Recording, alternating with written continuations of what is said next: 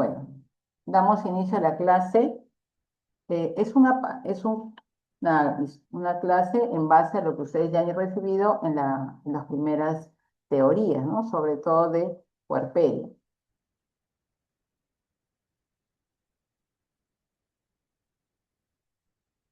¿Ven allí el PPT? Sí, doctora. Muy bien.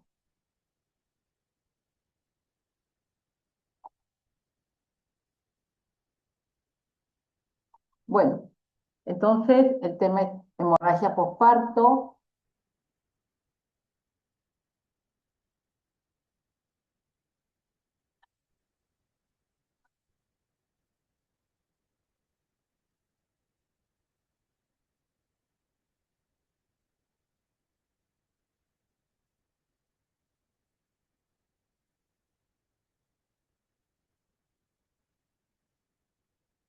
Ya. Entonces, ¿qué hacer cuando una puérpera presenta sangrado vaginal excesivo? ¿Ya?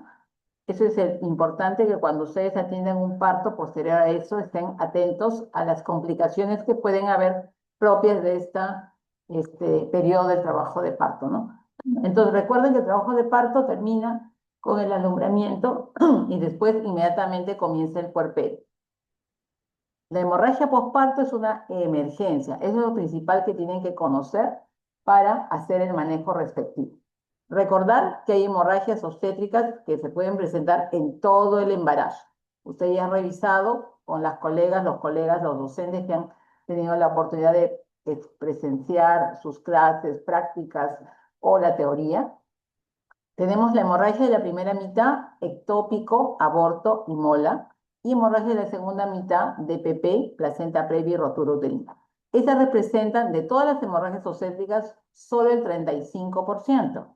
En cambio, la hemorragia postparto representa el 65%, en donde las causas son conocidas como las 4T, que son atonía uterina, lesiones del canal de parto, retención de productos de la concepción y las coagulopatías, ¿no? Las 4T, tono, trauma, tejido y trombina.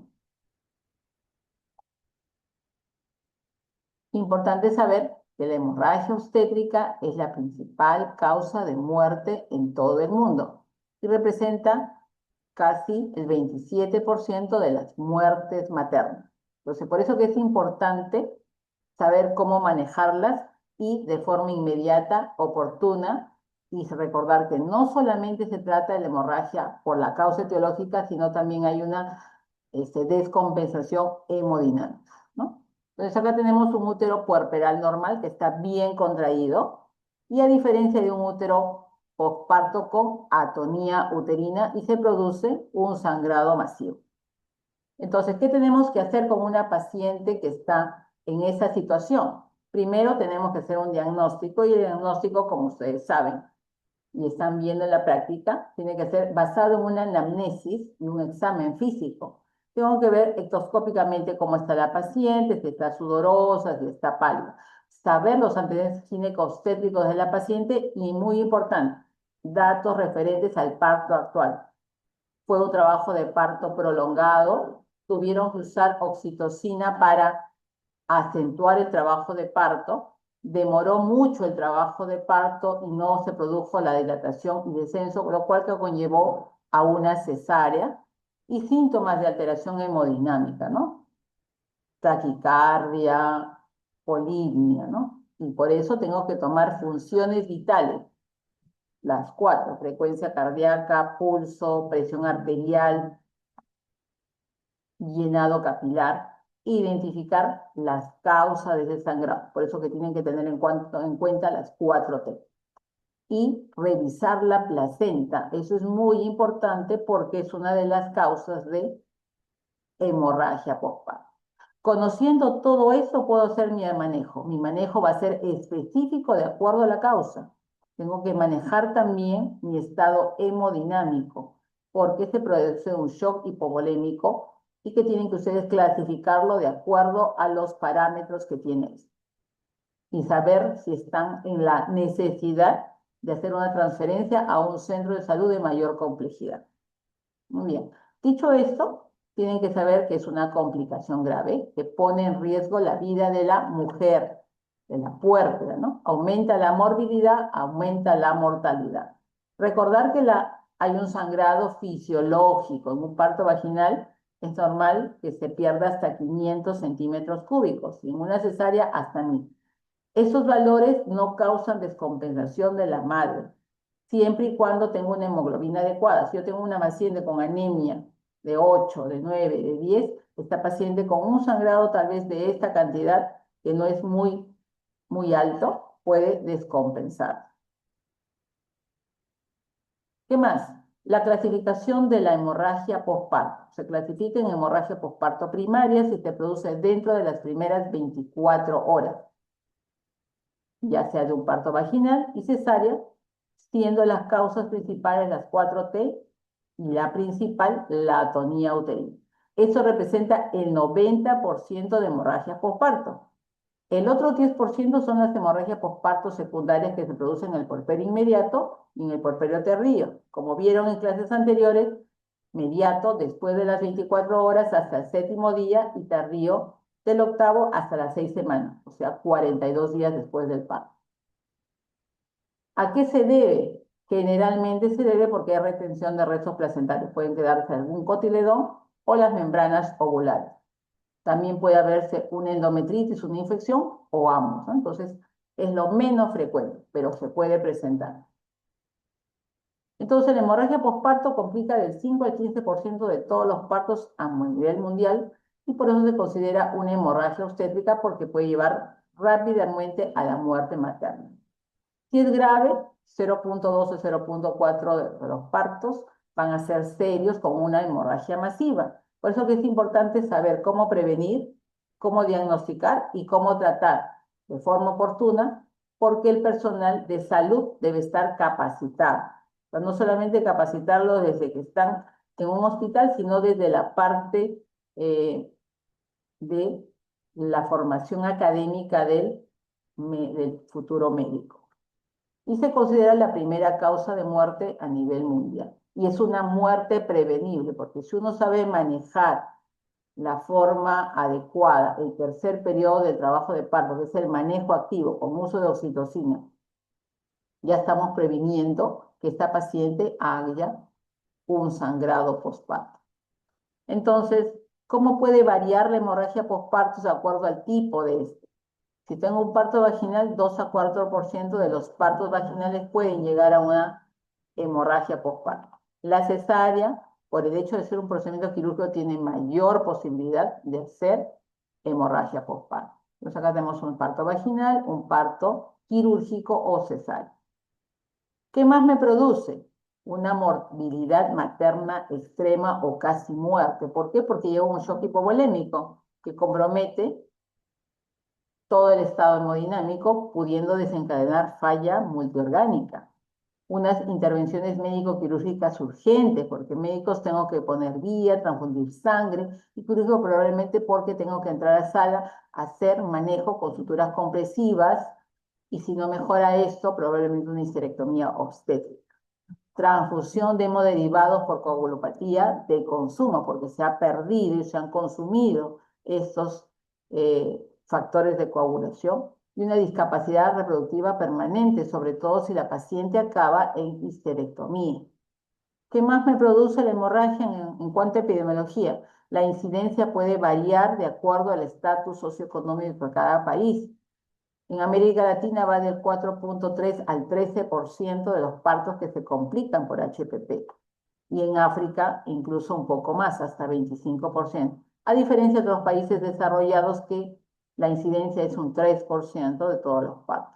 En nuestro país, ¿qué sucede? La incidencia es de 1 a 10%, de HPP grave 1 a 2%, siendo la mortalidad 21.8 según estadísticas de 2023. Entonces, ¿qué depende entonces que podamos dar un tratamiento oportuno, que haya recursos capacitados en el sistema de salud?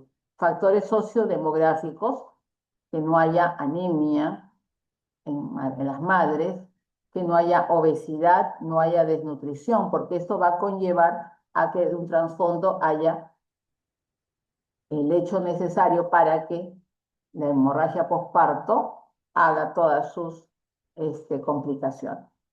¿Qué más? Factores de riesgo obstétrico. Tengo que saber si la paciente ha tenido ya un antecedente de hemorragia posparto, si la paciente ya tiene anemia antes de entrar a un parto, que tenga cesáreas previas o tenga alguna cirugía en útero, cómo ha ido el trabajo de parto. Entonces, tengo que saber de antemano todo lo que ha sucedido previo al parto, tanto antes de iniciar el parto como intraparto. Entonces, hay que saber que cada año más o menos 14 millones de mujeres experimentan esta hemorragia posparto y que de esas 14 millones de mujeres, 70.000, 80.000 mueren en el mundo, ¿no? Y como ven aquí, el 45% de estas muertes se producen dentro de las primeras 24 horas. La hemorragia posparto inmediata o precoz. ¿Qué tenemos que recordar? Tenemos que recordar que hay cambios fisiológicos en la madre durante el embarazo. Recordar que la arteria uterina aumenta su diámetro. ¿Y qué más? Que las arterias espiraladas sufren una invasión del trofoblasto, lo que provoca que no haya capa muscular y por ende después del parto no se van a contraer. ¿Qué pasa con la arteria uterina al aumentar su diámetro? Tenemos acá que la arteria uterina viene a nivel del segmento y asciende hacia toda la parte corporal. ¿Qué pasa? Un diámetro que medía 1.6 puede llegar a medir más del doble, 3.7, y eso me va a incrementar el flujo sanguíneo. Por eso es que cuanto más demore el sangrado, más cantidad de pérdidas va a tener.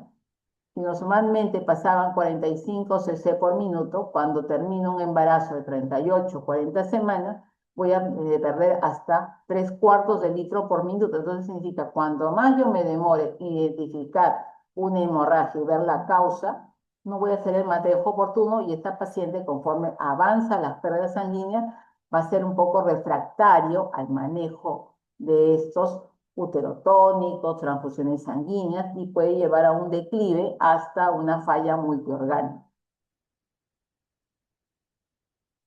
¿Qué más tienen que saber? Que la contractibilidad del útero es importante en el mecanismo de hemostasia posparto. ¿Qué pasa después de que sale la placenta? En el lecho quedan múltiples vasos desgarrados, las arterias espiraladas. Acuérdense que la placenta más o menos mide en promedio 20 centímetros. Tengo un área de 20 centímetros que está constantemente sangrando y si no se produce la contracción, todo ese lecho continúa sangrando y perdiendo abundante cantidad de sangre. Entonces tenemos como primer punto la contracción uterina, que es el principal mecanismo de hemostasia inmediata. Se comprimen de este modo las arterias espiraladas. ¿Cómo? Las fibras musculares se van a formar como en 8 y lo que vamos a conocer como ligaduras vivientes de Pinar. Entonces, eso va a impedir que este lecho placentario siga sangrando. ¿Y qué hace la coagulación? Oblitera el vaso. Entonces, a lo que ya está contraído por las fibras musculares, esos vasos, porque ellos no tienen capa muscular, viene el coágulo y mejora este taponamiento con unos trombos extensos y consistentes. Entonces, ese es el principal mecanismo de la hemostasia posparto, por eso que tienen que saber, porque de acuerdo a eso van a comprender por qué es el tratamiento farmacológico, que es el primer nivel de manejo de la hemorragia posparto. Entonces, ¿qué cosa es una hemorragia posparto y cuáles son mis factores de riesgo? La definición habitual del OMS dice pérdida sanguínea más de 500 en un parto vaginal o 1000 después de una cesárea, dentro de las primeras 24 horas. Pero, sin embargo, no tiene en cuenta signos y síntomas que me indiquen inestabilidad hemodinámica, lo cual me puede definir un manejo más temprano y oportuno. ¿Qué me dice la COG, el Colegio Americano de Ginecobstetricia? Me habla igual de una pérdida mayor o igual de 1000 o cualquier pérdida sanguínea, porque yo puedo tener una paciente anémica que tenga una hemoglobina de 8, de 9 y no necesariamente con 1000 se va a descompensar. Lo otro, que altere el estado hemodinámico. ¿Y cómo sé que está alterado el estado hemodinámico? Porque tengo taquicardia más de 100, hipotensión, sobre todo presión arterial media, sistólica menos de 90, un llenado capilar prolongado más de 2 segundos, que la paciente esté pálida, que tenga sensación de desvanecimiento, mareos, ansiedad o agitación, y que esté misionando muy poco, que eso es un signo muy tardío de una alteración hemodinámica, que ocurre dentro de las primeras 24 horas independiente de la vía. Acá ya no me dice no necesariamente sea parto vaginal o cesárea. Cualquiera sea la vía, más de 1000 centímetros cúbicos que se altere el estado hemodinámico, a eso consideramos hemorragia postparto. Pero tenemos que tener una estimación objetiva de esta pérdida. Recordar que la estimación visual es muy, muy subjetiva, por eso tenemos estos parámetros, ¿no? Porque tenemos que saber cuánto realmente ha perdido de sangre, ¿no? Acuérdense que una toalla sanitaria manchada es más o menos 30 centímetros cúbicos de sangre y si está empapada es 100 cc. Es una gasa pequeña de 10 por 10, 60. Es un pañal que generalmente le ponemos a las puérperas y las postcesáreas. Le ponemos pañal para cuantificar. Más o menos si está bien empapado, es 1/4 de litro. Si tenemos una gasa grande, un dressing de 45 por 45, será 350. Tenemos una riñonera llena, medio litro. Si tenemos que el piso del lugar donde ha sido el parto vaginal o la cesárea derrama, más o menos es 1 litro. Si solamente es en la cama que está la paciente puérpera y no estamos vigilando si están los loquios aumentados, es 1500.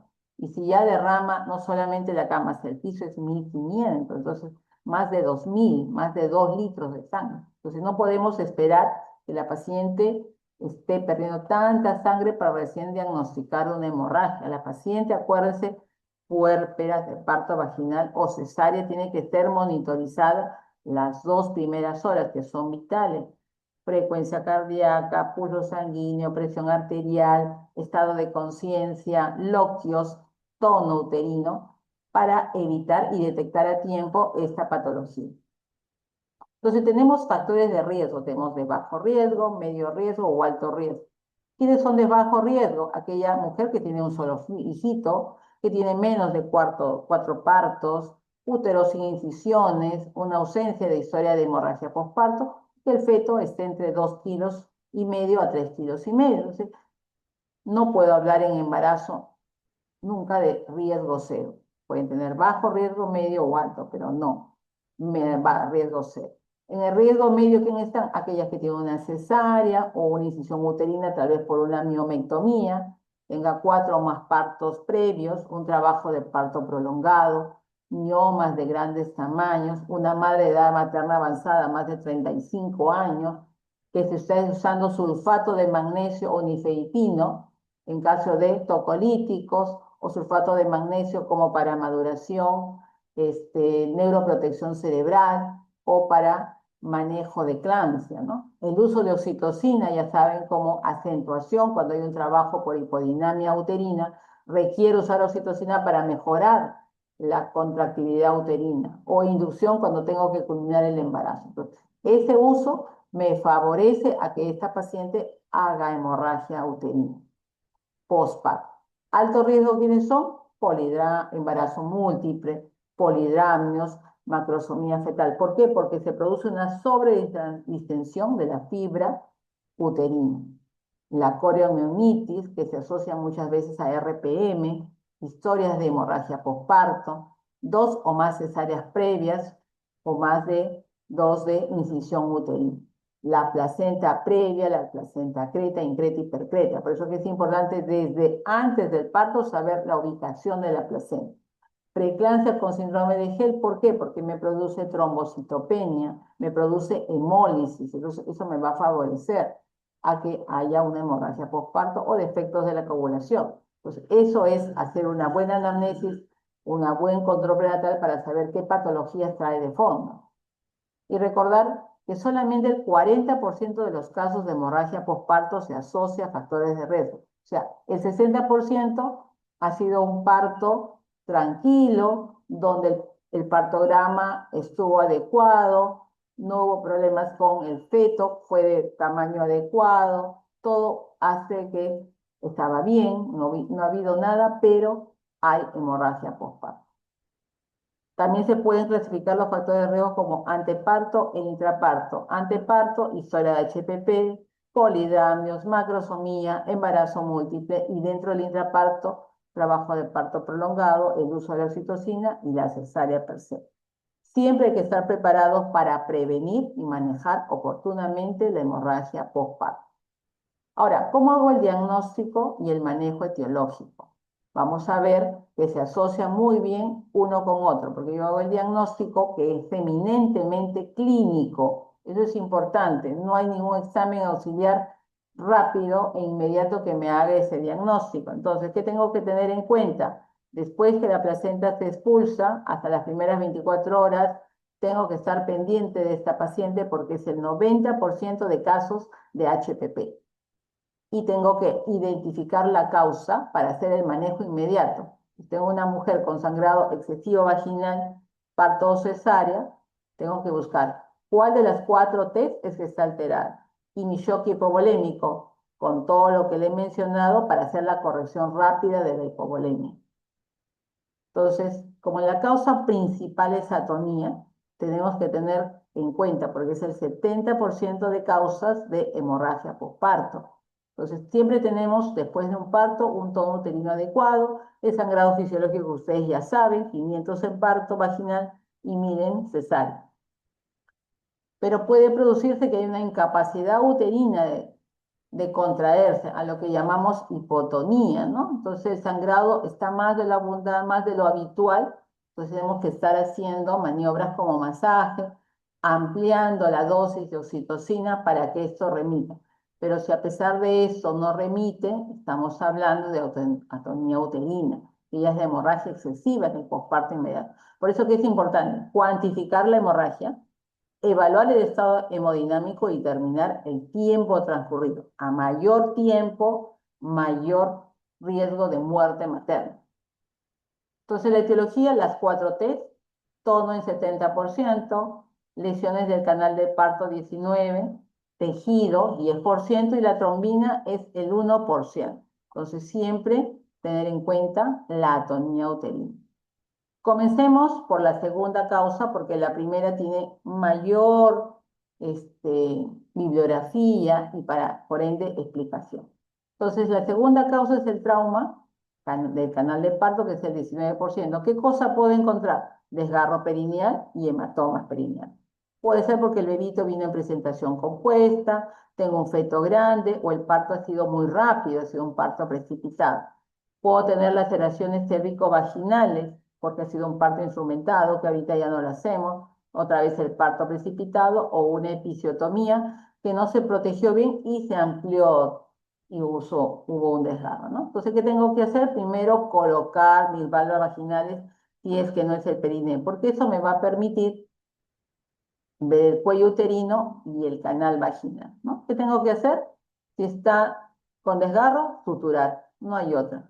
Si tengo desgarros perineales de primero, segundo, tercero y cuatro, igual, suturar, dependiendo del desgarro. Si es desgarro 1, solamente es piel. Si es desgarro 2, son los músculos bulbocavernoso y transverso superficial del periné y la piel. Y se van ampliando desgarro tercero y cuarto, probablemente esfínter anal interno y externo, y en el cuarto ya merita entrar a la sala de operación.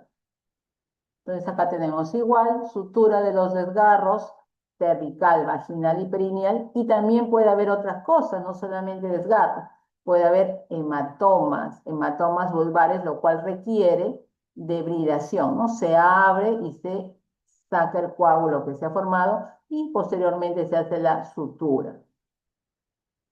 Otro tipo de trauma es la rotura uterina. Si estamos en una cesárea, cuando hacemos el corte en el útero, que se llama histerotomía, puede prolongarse a los ángulos, ¿no? O hacia el segmento, hacia el cuello uterino. Entonces hay que tener mucho cuidado cuando se hace una cesárea, ¿no? Porque a veces manipulamos mucho el feto o tenemos un útero que es muy rígido en caso de miomatosis y se puede desgarrar, ¿no? O a veces el segmento está tan delgado que fácilmente a la hora de extracción de la cabeza fetal se desgarra, ¿no? O una mala posición fetal, ¿no? El bebito puede estar en transverso o en podálico con nalgas incompletas. Si solamente me prolapso una patita, tengo que volver a introducir y buscar los dos piecitos para poder sacarlo, ¿no? Puede haber también rotura uterina cuando tengo antecedentes de cirugía, cesárea anterior. Acuérdense que la cesárea anterior, si es segmentaria, durante el expulsivo es cuando se puede romper el útero. Es poco frecuente, sí, el 1%, pero siempre tienen que tenerlo en cuenta, ¿no? ¿Quién más? Las que tienen antecedentes de una miomettomía. Y cuando se produce esta patología, ¿qué cosa hay que entrar? A sala de operaciones. No hay otra forma de corregirlo, ¿no? Si estoy ya en sala por una cesárea, hacer todo lo posible de suturar ese desgarro o esa rotura. Si es una rotura de un parto vaginal que sea complicado, tengo que entrar y suturar. Si no se puede, no mejora con la sutura porque ha sido un desgarro muy grande, probablemente la paciente termine en histerectomía. ¿Qué otro trauma puede producir la inversión uterina? ¿Y a qué se debe? A veces, muchas veces se debe a una mala atención del tercer periodo de parto. ¿Qué ha pasado? Una fracción excesiva del cordón umbilical. ¿En quién más puede pasar? En aquellas que son gran multíparas o a veces que la placenta esté firmemente adherida, ¿no? En esos casos de acretismo con placenta acreta, que está bien adherida. Entonces, en esos casos, traccionas y el útero se invierte. ¿Qué tengo que hacer? Reubicar otra vez el útero a su sitio. Eso se llama la técnica de Johnson. Se empuja el útero a través del cuello y del anillo que se ha formado en el mismo hacia el ombligo, ¿no? Y se repone. Pero eso tiene que ser inmediato. Si está con placenta, no saquen la placenta y lo colocan inmediatamente. ¿Ya? Por eso que es importante, si sucede esto, puede hacer y también evitar esto para que no se produzcan.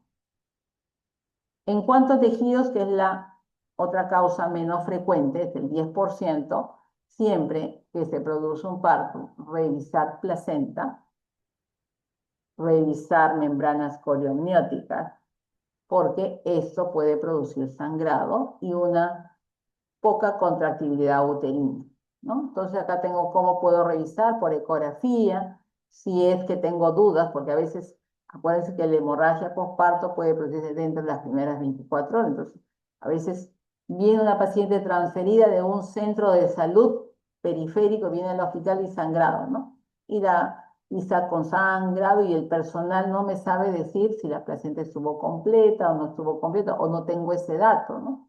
Entonces hay que apoyarse por la ayuda ecográfica. Entonces voy a ver si hay dentro todavía todo el contenido de la placenta, o hay partes de la placenta, o hay coágulos. ¿Para qué? Para manejarlos de forma oportuna. Entonces, si tengo retención de placenta, porque a veces vienen en periferia, solamente porque algunos partos pueden ser incluso domiciliarios, tengo que hacer extracción manual de placenta.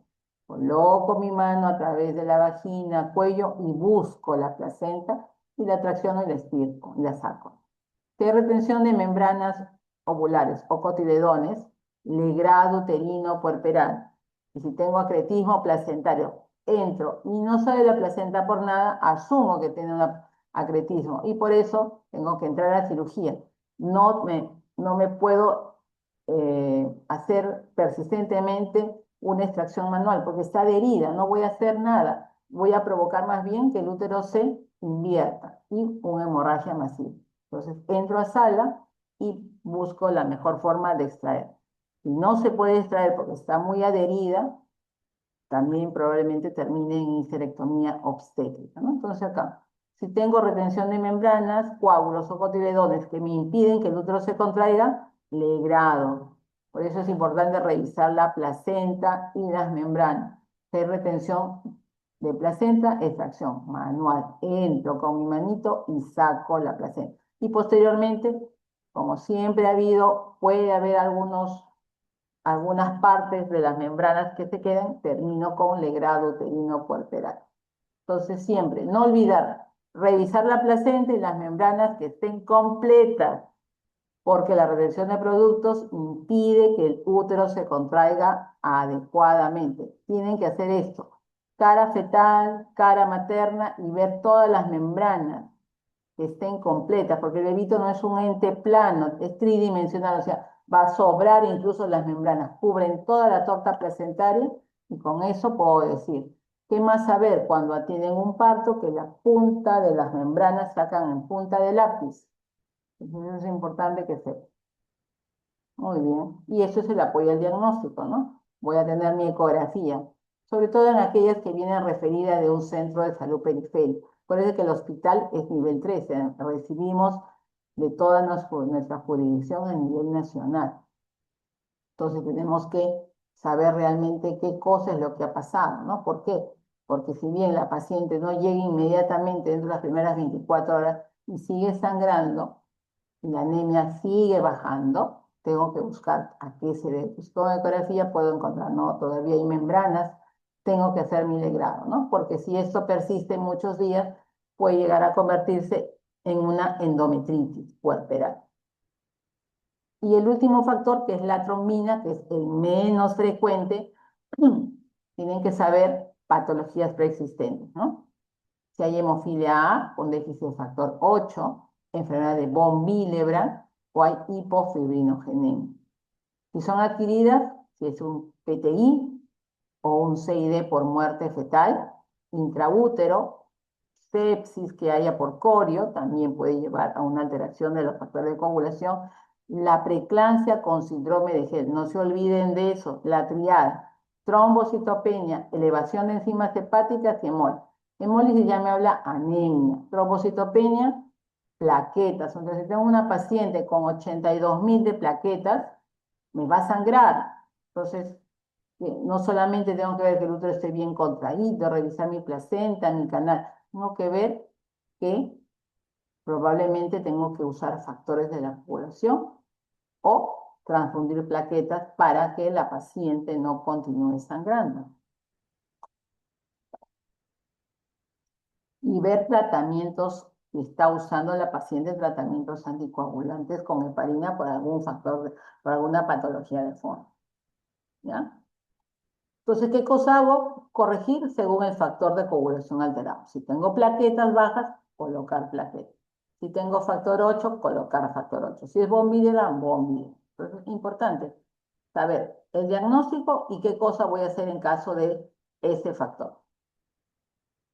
Aquí vamos a ver lo más importante de la causa más importante de hemorragia postparto, que es el tono uterino. Las causas principales son por sobredistensión uterina, que causan el 70%. ¿Quiénes? Gestación múltiple, macrosomía fetal y polidramnios. Recordar que el polidramnios es un diagnóstico ecográfico. Entonces, para eso tienen que tomar su ecografía y hacer su pozo vertical mayor o medir el índice de líquido amniótico para poder saber.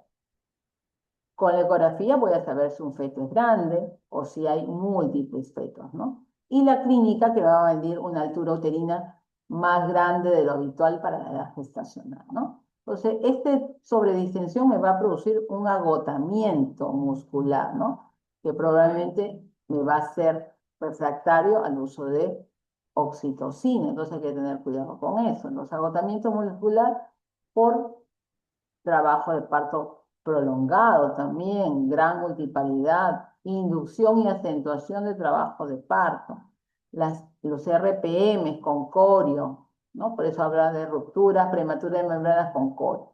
A mayor tiempo de ruptura de membranas, mayor de 24 horas, que es RPM prolongado, mayor riesgo de corioamnionitis. El uso de nifedipino y sulfato de magnesio, acuérdense que ambos son tocolíticos y anomalías uterinas, ¿no? Pueden tener miomas, sobre todo los miomas intramurales, que no me van a permitir una buena contracción uterina. Las malformaciones miderianas, si tengo un útero de reducido tamaño, pequeño, a veces no se contrae adecuadamente, ¿no? Acá tenemos úteros bidelfos, a veces hay el útero que no tiene nada, comienza a sangrar y se hace atónico y también nos lleva a esta patología. Entonces acá tenemos un cuadro que me resume cómo voy a encontrar una paciente con tal patología. Si tengo una atonía, va a haber un sangrado profuso, el útero va a estar aumentado de tamaño y no se contrae, a lo que llamamos que está flácido y por encima del ombligo. Recordad que el ombligo es mi punto de referencia en un parto. Después del parto, todo el útero queda a nivel del ombligo. Conforme pasan los días, va a irse reduciendo de tamaño, o sea, va a estar por debajo del útero, más o menos un través de dedo o 1 centímetro por cada día. Entonces, al día siguiente va a estar 1 centímetro por debajo del ombligo. Al segundo día posparto, 2 centímetros por debajo. Al tercer día, 4, y así sucesivamente, hasta volverse intrapélvico. ¿Qué más tiene? Por eso que es importante saber que la placenta y las membranas van a estar completas, pero que altera fácilmente todos los parámetros hemodinámicos. ¿Qué pasa en el trauma? Presenta sangrado vaginal o perineal continuo, pero el útero está contraído porque no se trata de una atonía uterina. Pero las placentas y membranas están completas, pero hay que revisar siempre con válvulas vaginales el cuello uterino y la vagina porque a veces no se ve. Entonces, como eso está dentro del canal de parto, necesito visualizarlo. Entonces, tengo que poner el válvula. Si es un desgarro perineal, ahí sí puedo verlo fácilmente en posición de litotomía. Cuando es rotura uterina, mucho cuidado. No va a haber sangrado vaginal o va a ser muy poquito. ¿Por qué? Porque el sangrado va a la cavidad peritoneal. Se produce un hemoperitoneo. Entonces, diferenciar cuando es lesión del canal cuello, vagina o perineo. De cuando es una rotura uterina.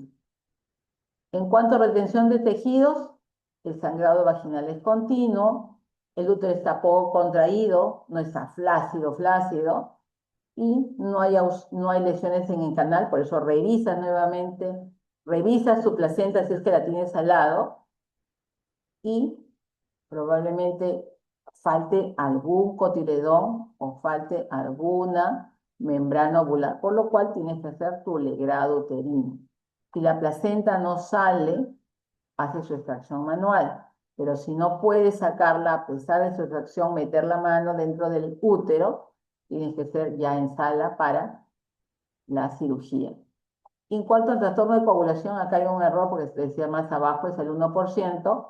Esto ya evaluar el paciente. ¿Tiene antes de entrar al parto algún trastorno de coagulación o paciente está cursando con alguna patología que lo altere, ¿no? Entonces a la cabeza, preeclampsia. ¿Por qué? Porque este me puede llevar a producir plaquetopenia por un daño hepático, ¿no? Entonces, en cuanto a atonía, recordar que hay una escala terapéutica. Como dice acá, primero, segundo y tercer nivel. Primer nivel están los fármacos uterotónicos y los antifibrinolíticos, que actúan sobre el mecanismo principal del trabajo de la contracción uterina postparto, lo que les explicaba inicialmente. En el segundo nivel están las técnicas de taponamiento intrauterino y en el tercer nivel está el manejo quirúrgico, ya sea conservador o radical. Entonces vamos a comenzar con esto. El primer nivel, que es farmacológico, la atonía, es principalmente usar fármacos uterotónicos. ¿Quiénes? Oxitocina, ergometrina, misoprostol y cabertozil. La oxitocina como infusión continua. Si no mejora con oxitocina, pasamos al segundo fármaco, que es la ergometrina, pero cuidado con pacientes que tengan preeclampsia o hipertensión crónica. En aquellas que tienen esta patología no se usa. Y como tercer fármaco está el misoprostol. Si tengo una paciente con preeclampsia, comienzo con oxitocina y de frente me voy a misoprostol. El misoprostol se usa por vía sublingual y también transrectal. Son 8 tabletas que se pueden usar por vía sublingual debajo de la lengua durante 5 o 10 minutos hasta que se disuelva para que se absorba. Si es el otro transrectal, igual se muele y se coloca en el recto. Lo otro como fármaco de mayor potencia, pero muy costoso, que no utilizamos en el MINSA por el costo-beneficio, es la cabertosina, ¿no? Que viene en ampollas de 100 microgramos y que se pueden usar por vía intramuscular o endovenoso, que es este último, durante 1 minuto. Entonces, recordar que la oxitocina endovenosa sola es el primer fármaco uterotónico, es la primera elección. Entonces, ¿cómo vamos a colocar? 40 unidades diluidas en 1 litro de cloruro de sodio al 9 por 1000 a 40 gotas, o su equivalente a 250 cc por hora. Si no hay oxitocina endovenosa o no se dé el sangrado, ergometrina 0,2 miligramos intramuscular o misoprostol de 800 microgramos. Entonces tienen que aprender que el manejo es secuencial. Oxitocina, ergometrina y misoprostol. ¿Qué más tengo que tener en el primer nivel? No solamente tengo que preocuparme de mejorar el tono, tengo que preocuparme del estado hemodinámico. Inicialmente tenemos que usar fluidoterapia, cloruro de sodio al 9 por 1000, 500 cc a chorro y luego a 30 gotas por minuto, y tengo que estar evaluando la necesidad de retos de suero fisiológico cada media hora. Entonces tengo que estar pendiente de eso y usar mi antifibrinolítico, que es el ácido tranexámico, 1 gramo endovenoso en 10 minutos. Y acá están todos los fármacos: la oxitocina, ergometrina, misoprostol y cabertosina. La oxitocina, como cualquier fármaco, tiene efectos secundarios, produce hipotensión y puede causar intoxicación hídrica. Acuérdense que se está usando volúmenes grandes, ¿no? 250 cc de cloruro con oxitocina, ¿no? La ergometrina, ya les dije, contraindicado en hipertensión inducida por el embarazo. El misoprostol puede producir fiebre como efecto secundario y como efecto inusual puede producir espasmo bronquial. Por eso que no se contraindica en pacientes asmáticos, porque es muy poco frecuente. La cabertosina, igual que la oxitocina, puede producir intoxicación hídrica, ¿no? Por eso que hay que tener cuidado cuando tengo insuficiencia hepática, renal o problemas cardiovasculares o con epilepsia. Por eso que es importante no solamente saber del embarazo, sino todas las patologías que la paciente pueda tener antes de iniciarse un parto. Y el ácido tranexámico, recordar que es un antifibrinolítico y que su función es estabilizar el coágulo formado. Acuérdense que lo que completa el taponamiento de los vasos sanguíneos sangrantes es la coagulación. ¿Qué hace el ácido tranexámico? Estabiliza y que este coágulo que esté formado sea de mejor calidad, ¿no? Se usa una ampolla, como les mencioné, en 10 minutos, y si no mejora, puedes repetir una segunda dosis a la media hora. ¿Cuánto dura ese efecto? 24 horas. Tener cuidado con pacientes que tienen riesgo de trombosis, ¿no? Porque puede aumentar. Por eso que el paciente tiene que estar con sus vendas elásticas en miembros inferiores. ¿Qué más tengo que hacer? Aparte de usar todos mis fármacos, tengo que usar otros medios como el masaje uterino externo. Si no mejora, masaje uterino bimanual. ¿Cómo es? Colocar mi mano en el canal vaginal y la otra mano por encima del abdomen y comenzar a hacer masaje. Entonces, recordad, se estabiliza el HPP con uterotónicos, ácido tranexámico y cristaloides, porque eso es inmediatamente después del parto. Y tengo que comenzar mi masaje. Si no mejora con todo eso, masaje uterino bimanual, que es tedioso, por supuesto, y tiene que cambiar la persona que está haciendo el masaje, porque unos 5 minutos, 10 minutos ya te cansaste, entonces tienes que cambiar de personal y otro tiene que seguir haciendo. ¿Qué más puedo hacer? Compresión aórtica externa. ¿Por qué? Porque la arteria uterina, que es rama de la hipogástrica, viene de la arteria aorta. Entonces, puedo hacer esa compresión. ¿Qué más? Usar la técnica de SEA, que es ligar o comprimir las arterias uterinas por vía vaginal. Si yo comprimo las arterias uterinas, por lo tanto, así el útero sea tónico, no va a sangrar. Pero tengo que pensar que esta paciente tengo que transferirla a otro centro de salud de mayor complejidad. Entonces, ¿qué me permite eso? Estabilizar a la paciente. ¿Por qué? Porque voy a pensar que voy a trasladar a esta paciente a otro nivel que pueda mejorar. Sobre todo cuando los fármacos que estamos conversando no hacen efecto. Recordar que usar uterotónicos resuelve el problema casi en el 80% de casos. Por eso que es importante que conozca cómo se maneja esta patología. ¿Por qué? Porque eso puede pasarle en un centro de salud cuando hacen su serum y saber qué manejo tienen que hacer. En un hospital de tercer nivel, por supuesto, porque atendemos pacientes todos los días. En un centro de salud de segundo nivel, porque no pueden, por más que estemos en Lima, esperar manejarlo en un hospital. No, está con atonía y la transfiero. Y ya le pusiste su fármaco, ya le pusiste su citocina, ya le pusiste su ergometrina, no. Le pusiste su misoprostol, no. Le pusiste su vía, no. Eso no debe pasar. Esta patología es manejable en un primer nivel, en un segundo nivel, en un tercer nivel, incluso en un instituto. Entonces, todos debemos conocer, desde el alumno de medicina, el interno, el residente, el asistente. Entonces, no es posible que no se maneje de forma adecuada. Por eso que debe siempre haber una capacitación continua sobre manejo de hemorragia postparto. ¿Qué más puedo hacer? Si en un centro de salud que está muy lejano tengo un traje antichoque, aprender a colocar. ¿Eso me va a tratar la patología de fondo? No, me va a hacer tan solo para estabilizar a la paciente, comprimir el útero y por ende comprimir la aorta para que no haya sangrado. ¿Por qué? Porque mi manejo principal va a ser en un establecimiento de mayor nivel, una transferencia, tan solo está yo estabilizando a la paciente. ¿Ya? Entonces, eso es importante. Todos estos conocimientos para poder aplicar.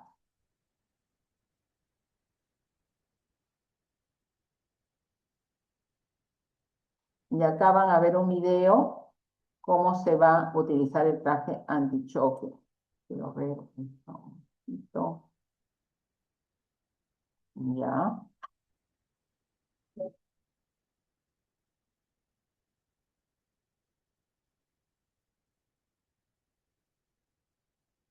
Kata dokter hotel, dokter hotel guys, wabang sa hindi mas tayo magasigan, yan.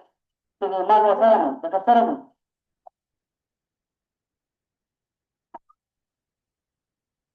Nosotros recibimos la llamada en la madrugada que nos llaman de la comunidad de Cuchuchapi.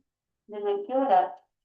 No sale la placenta, sino que la paciente da parte en su domicilio. Inmediatamente ponemos la alerta roja, porque justamente era una retención de placenta, una clave roja, el cual el personal de salud del centro de salud y masa acude al llamado de emergencia.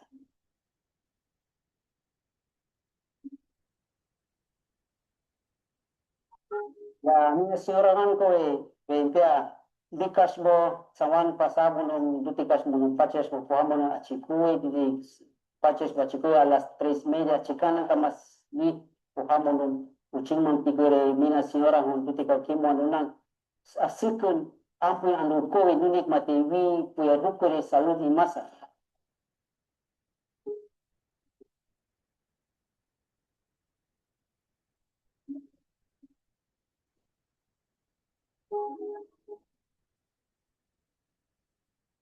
Ultimamente, porque cada ciudad de Cachín, pues estamos normal, Uchimacua, en Tutica, montamos una Uchimacua, en Uchimamente, porque cada ciudad de Cachín, normal, estamos Uchimacua.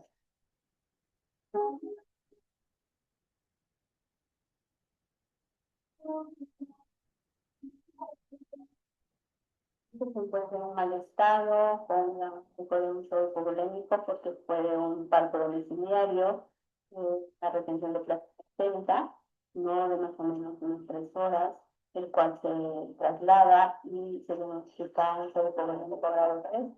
Y el procedimiento se realiza en el centro de salud, se estabiliza con el traje anti-shock y luego sobre todo la extracción de la placenta manual en el establecimiento, el cual es para el mayor riesgo y entonces trasladada al hospital.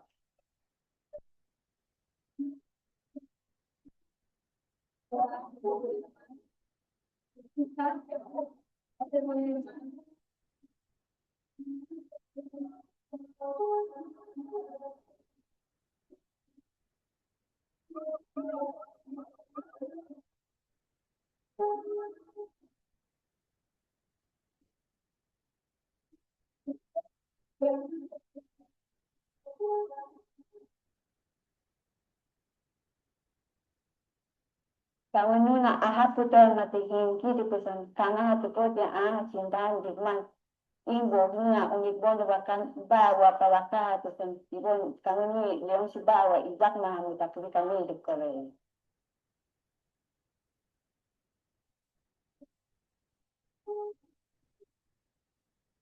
La Organización Panamericana de la Salud organiza capacitaciones constantes para emergencias obstétricas y el personal de salud está activo para que pueda aprender cómo manejar estas situaciones. Estas capacitaciones son muy importantes para reducir la mortalidad materna, para reducir esas emergencias que constantemente pueden presentarse y poder llegar a más comunidades y atenderlas de la mejor manera. El proyecto que es Mejorando la Salud de Adolescentes y Mujeres que viven en situaciones de vulnerabilidad ha aportado de manera, digamos, sustancial, tanto en el personal de salud como también en el personal comunitario. Porque en el caso del esposo de ella, logró identificar afortunadamente estos factores de riesgo que podían contribuir a que esta mujer hubiera fallecido. Sin embargo, al tener la oportunidad de haber sido capacitada en el marco de este proyecto, ha permitido que pueda haber sido salvada. Porque se han incorporado todas las tecnologías sanitarias, dentro de ellos, por ejemplo, el caso de esta emergencia, que fue una hemorragia, se utilizó el traje TAM, que es una tecnología de bajo costo que ha demostrado que tiene gran impacto en la reducción de las muertes maternas por hemorragia. Kami fecha mamikto hampir kontrol ng ay kinayan. Fecha mamikto hampir kontrol ay kang nono, fecha kita hapta metod mate kontrol ay kang wakito. Jadi kapu ang kamu bi ucing makuwicho. Desde la Organización Panamericana de la Salud nos comprometemos en seguir colaborando de manera articulada con el gobierno local, en este particular con Ucayali y Amazonas, para poder alcanzar un acceso de calidad en servicios maternos perinatales y no dejar a nadie atrás.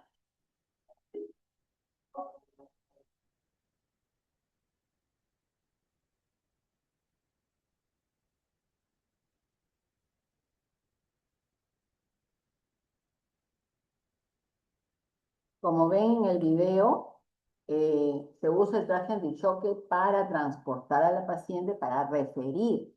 El manejo definitivo se logra cuando se extrae la placenta. Como han visto en el video, no lograron poderlo sacar en el centro de salud.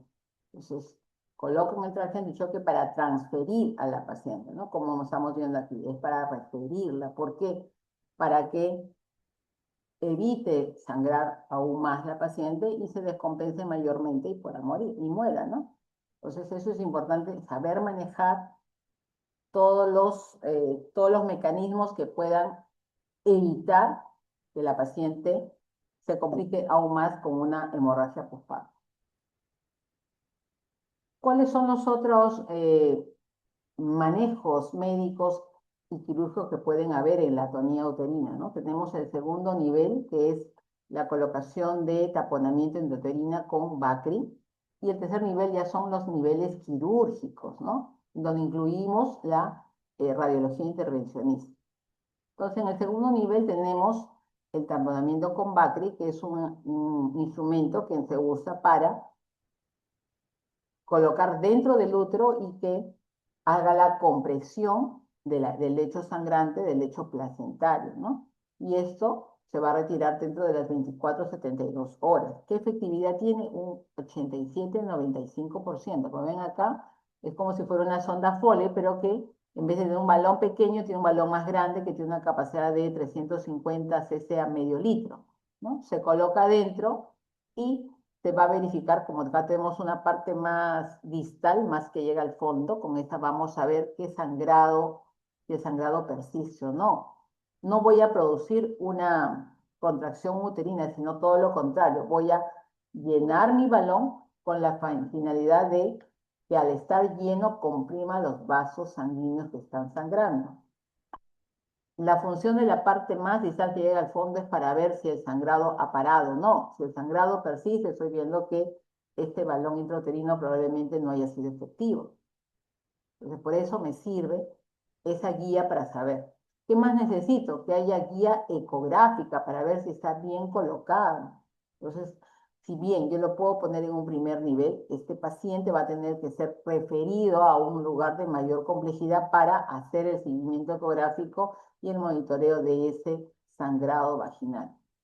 Entonces, importante saber colocarlo de forma correcta y transferir a ese paciente. ¿Pueden haber un centro de salud de segundo nivel que tenga BACRI? Por supuesto, por eso su personal tiene que estar capacitado para saber colocarlo, ¿no? ¿Y por qué lo transfiero? Para tener un monitoreo continuo. ¿Puedo hacer un balón intrauterino de forma artesanal? Por supuesto.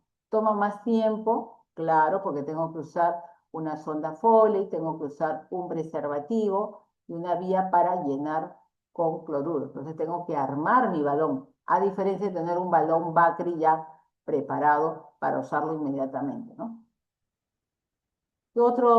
¿Cuál es el segundo nivel? También taponamiento uterino con compresas, ¿no? Si todos tus fármacos uterotónicos no han servido y a pesar de usar mi ácido tranexámico, puedo agarrar y poner taponamientos con gasas grandes todo dentro del útero para hacer compresión del lecho placentario. Eso es importante saber.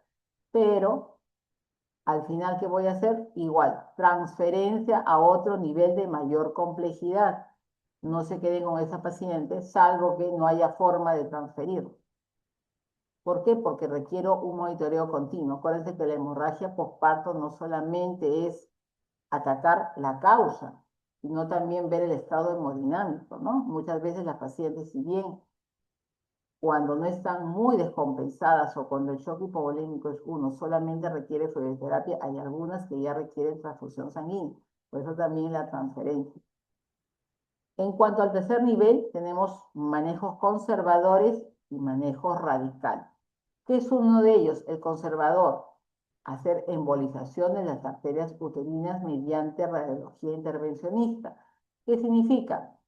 Llegar por la femoral, ingresar por femoral y llegar hasta las arterias uterinas y colocar una sustancia gelatinosa para hacer el émbolo, un tapón a las arterias uterinas y por lo tanto ya no va a haber sangrado. Entonces llego por la femoral, ingreso, llego, coloco mi gel y al final no voy a encontrar absolutamente nada de fluido en el arterio uterino. Y por ende, a pesar de que el útero esté flácido, atónico, no va a sangrar porque ya no hay irrigación hacia el útero, ¿no?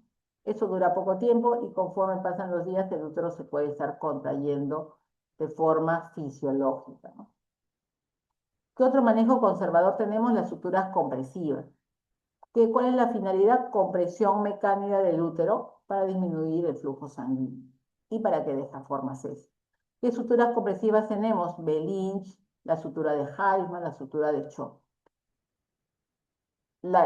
La sutura de Behling es la más utilizada y usamos generalmente cuando estamos dentro de una cesárea.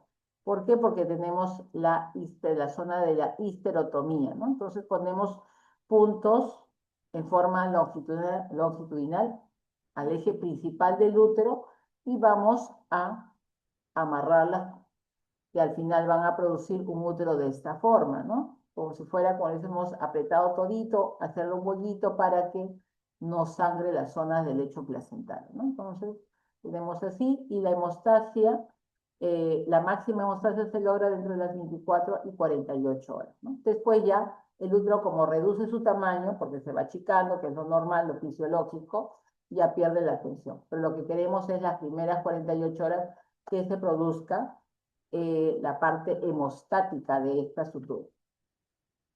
La de Heisman, igual, es otra técnica, al final también produce una compresión de todo el útero, así como las de Cho, ¿no? Son técnicas diferentes, pero que el objetivo principal es comprimir los vasos del lecho placentario.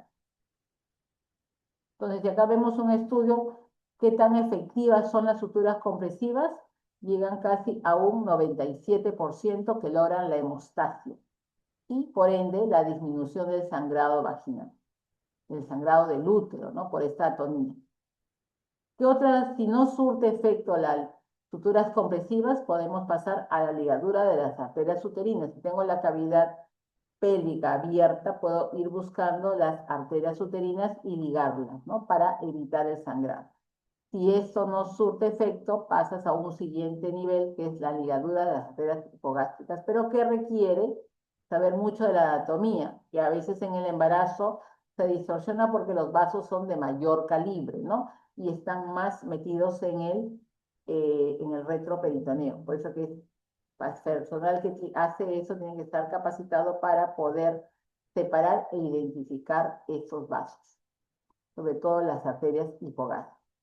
Y cuando ya no surte efecto con ninguno de esos y la paciente está seriamente comprometida, se hace una cirugía radical. ¿En qué consiste? En histerectomía obstétrica, que depende mucho del cirujano, que puede ser parcial, solamente sacar el cuerpo uterino, o total, saco el cuerpo y el cuello uterino.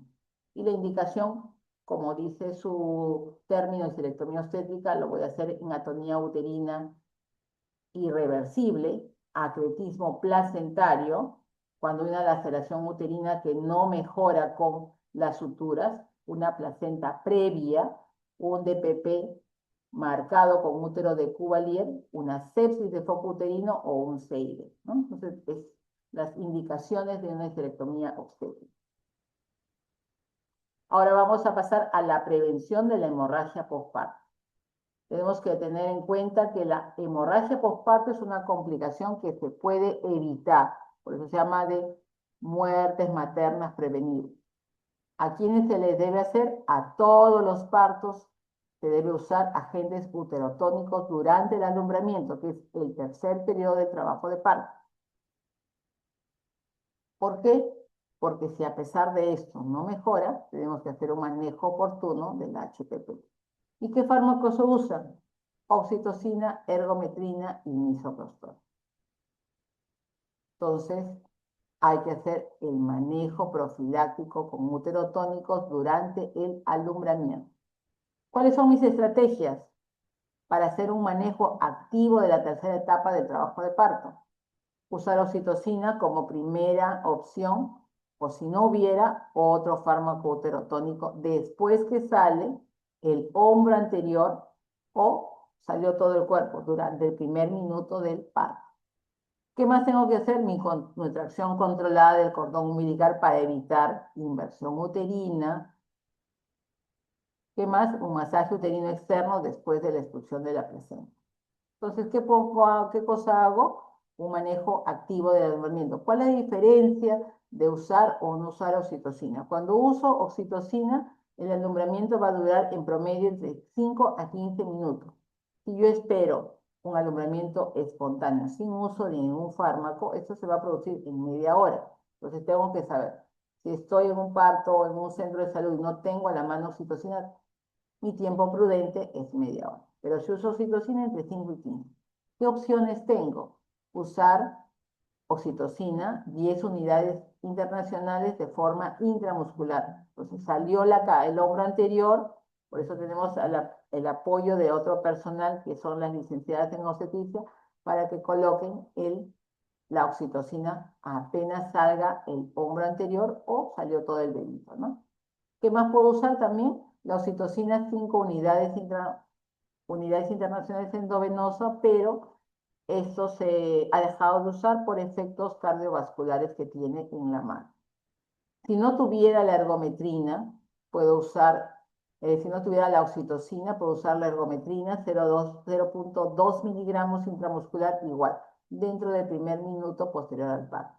Y si no tuviera, porque no hay oxitocina disponible o no hay ergometrina, puedo usar de forma segura misoprostol, 600 microgramos por vía oral dentro del primer minuto del parto. Entonces tengo alternativas. Incluso en países donde no hay un sistema de refrigeración, porque recordar, la oxitocina requiere refrigeración, la ergometrina requiere refrigeración, puedo usar misoprostol porque no necesita ninguna cadena de frío. Entonces, en esos países donde no hay este apoyo de cadena de frío usan misoprostol, ¿no? De forma segura durante como manejo activo del alumbramiento. ¿Qué más uso? Mictación controlada del cordón umbilical y la maniobra de Adams. ¿Qué cosa es la contracción para evitar inversión uterina o que la placenta me salga incompleta, ¿no? Entonces tengo que saber atender la tercera fase del trabajo de parto. Y alumbramiento, el masaje uterino externo después de que salga la placenta, ¿no? Entonces tengo que estar pendiente de todos estos procedimientos que tengo que hacer. Ese es el manejo activo. ¿Cuál es la diferencia entre el manejo fisiológico de la tercera etapa del trabajo de parto y el manejo activo, ¿no? Entonces, acá, cuando es el alumbramiento espontáneo, hay que esperar signos de desprendimiento de la placenta, ¿no? ¿Qué cosa hay? Que el cordón se vaya deslizando por la salida del introito vaginal, va a haber un chorrito de sangre, vamos a esperar que salga un chorrito que me está indicando que se está produciendo la separación de la placenta de la zona de donde estaba insertada, ¿no? En cambio, cuando tengo un manejo activo, no espero nada de esos signos del chorrito que está deslizándose el cordón por el canal vaginal, nada, tan solo espero que haya una contracción para aplicar mi tracción controlada del cordón más mi contratracción, que es la maniobra de Brans-Andrews, ¿no? Y en ambos, eso sí, tengo que hacer mi masaje uterino posterior a la expulsión de la placenta. No se olviden, eso es fácil de hacer y reduce la cantidad de sangrado. ¿Qué más tengo que hacer? Ya hice mi manejo del tercer periodo del trabajo de parto y tengo que ver en el manejo del puerperio inmediato. ¿Qué tengo que hacer? Toda paciente después de un parto vaginal o una cesárea se usa oxitocina posterior al parto. La paciente no se deja solamente con una vía con cloruro. Puedo usar oxitocina 20 unidades, o sea, 2 ampollas en 1 litro, y lo voy pasando a 30 gotas por minuto, o su equivalente de 100 a 150 centímetros cúbicos por hora, ¿no? ¿Y qué más tengo que hacer? Una monitorización permanente en el puerperio cada 15 minutos durante las 2 primeras horas, asegurando que el útero esté contraído y verificando que la cantidad de loquios no estén incrementadas, ¿no? Y por eso tengo que evaluar estado de conciencia, pulso, frecuencia cardíaca, presión arterial, que el útero esté a nivel del ombligo o por debajo, que es el globo de seguridad de Pinar, la cantidad de loquios, la coloración de piel y la inspección del perineo.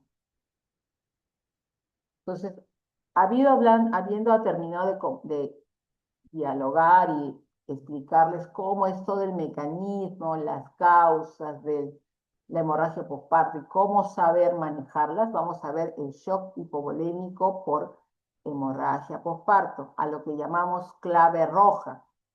Entonces, y la clave roja significa que tengo que hacer todo lo que les he enseñado en 1 hora. Por eso se habla de la hora dorada de reanimación. En 1 hora tengo que paciente que está con HPP, sacarla del HPP, manejar el manejo según la causa y manejar el estado hemodinámico. Entonces, clave roja, ¿qué cosa es la clave roja? Es un conjunto de procedimientos médicos multidisciplinarios. ¿Qué significa? Que no solamente lo va a manejar el médico ginecólogo, lo va a manejar la obstetra, la licenciada, la enfermera, el técnico de enfermería, otras especialidades que trabajan con nosotros, el anestesiólogo, porque voy a tener necesidad de entrar, el emergenciólogo, porque la parte hemodinámica él lo puede manejar, ¿no? Nosotros como ginecólogos vamos a manejar la causa que determinó la hemorragia posparto, ¿no? Entonces, y es una clave roja en ginecobstetricia porque la hemorragia es de origen obstétrico. El shock es hemorrágico de una causa obstétrica y que puede llevar a la muerte materna o fetal. Si es que esto se produce antes del trabajo de parto o un trabajo de parto distóxico que todavía el bebito no ha salido. Entonces, esta es la secuencia en el tiempo, cómo se va a deteriorar la madre conforme pasan los minutos. Entonces, si resolvemos durante los 10 primeros minutos, la posibilidad de vida, de supervivencia o de mejoría es un 80%. Pero pueden saber, cuando ya ha pasado una hora y no he resuelto el problema, la sobrevida es casi menos del 5%. Por eso que es importante que conozcan esta patología y saber cómo actuar. Voy a tener que manejar volumen, tengo que manejar la patología de fondo. Entonces, shock hipovolémico por hemorragia postparto. Ya les he explicado todo eso de acá, que ya saben, pérdida mayor de 1000 o cualquier pérdida sanguínea, se altera el estado hemodinámico en las primeras 24 horas y no interesa la vía de parto. Tengo todos los signos y síntomas de hipovolemia y que tengo que manejar. Tengo que manejar de acuerdo al grado de shock hipovolémico y el manejo etiológico de la causa que me causó el shock hipovolémico. ¿Qué tengo que pedir de exámenes? Hemograma, perfil de coagulación, grupo sanguíneo y todas aquellas patologías que puedan transmitirse por vía sanguínea o por punción inadvertida de una aguja, un bisturí, ¿no? Entonces pido HIV, RPR y antígeno en superficie para hepatitis B. ¿Qué hago? ¿Qué más? La creatinina, porque puedo tener un incremento de la creatinina por pérdida y pruebas cruzadas para poder transfundir sangre. Entonces, acá está la tabla para clasificar el shock hipovolémico, hemorrágico. Entonces, si tenemos acá, en esta casilla en rojo, la primera casilla, la paciente gestante puede tolerar hasta una pérdida del 10 al 15% de su volumen. No causa alteración del sensorio, no hay alteración de la perfusión, el pulso está en valores normales, la presión arterial sistólica más de 90 y la paciente está compensada. Entonces, eso es lo que tenemos que aprender. ¿La paciente requiere algo? No, porque durante los cambios fisiológicos del embarazo, el volumen sanguíneo se ha incrementado hasta un 30-50%. Entonces, la paciente va a tolerar todas estas pérdidas. Pero si la pérdida comienza a incrementarse, a ser más de 1000, ya comienza a evidenciarse sintomatología y síntomas, ¿no? Entonces, si ya pierdo de 1000 a 1500, estoy en un grado 1 y requiero cristaloides. Si tengo un grado 2 o moderado, es que la paciente ha perdido ya 1500 a 2000. Y si tengo el grado 3, ya una pérdida de 2000 a 2500 con una pérdida del volumen de 35 a 40. Entonces el manejo va cambiando. Y si es una hemorragia masiva más del 40%, más de 2,5 litros, ya tengo que hacer una transfusión masiva y probablemente la paciente se pueda morir, ¿no? Por eso que es importante conocer este cuadro y conocer que el grado de choque lo va a definir el peor parámetro encontrado. No me van a estar buscando a ver todo, ¿no? Si yo tengo una taquicardia de 130, ya, va a grado 3, así la paciente todavía está agitada, ¿no? Si tengo el peor parámetro, tiene 120, pero tengo 60 de presión arterial sistólica, no, ese es grado 3, ¿no?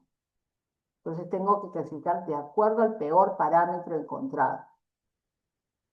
El índice de choque también me ayuda a determinar si la paciente requiere o no sangre, si ya requiere tal vez entrar a la sala, porque ya no está funcionando bien su estado hemodinámico. Entonces, si bien el estado de choque se ha hecho para traumas en no gestantes, en la gestante los valores normales van a ser modificados, ¿no? En una no gestante el índice de choque va entre 0,5 y 0,6, pero en una gestante lo normal va entre 0,7 a 0,9. Entonces, por encima de esos valores, hablamos de un índice de shock alterado.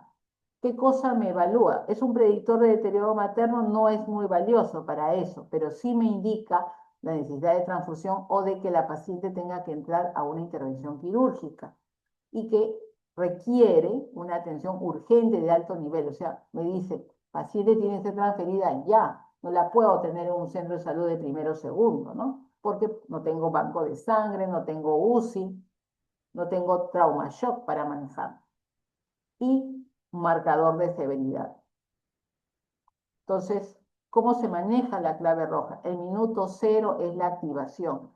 ¿Quién lo va a activar? El primero que se da cuenta que la paciente está en shock hipovolémico, ¿no? Entonces, por eso que es importante que todo el personal de salud conozca, desde el personal técnico, la enfermera, la obstetriz, el médico ginecólogo, el anestesiólogo, el tecnólogo de banco de sangre, la pediatra. ¿Por qué? Porque a veces puede haber un parto vaginal que no se ha producido en el hospital y como es adolescente de 13, 14 años va a pediatría, ¿no? Y el pediatra dice que va en el ginecólogo y el pediatra no le puso la doble vía, no le comenzó a poner la oxitocina. Entonces, todos tenemos que capacitarnos, estar preparados para la clave roja, ¿no? Entonces, otra vez, evaluar y clasificar al paciente en qué estadio está, si es leve, si está compensado, si es leve, moderado, severo.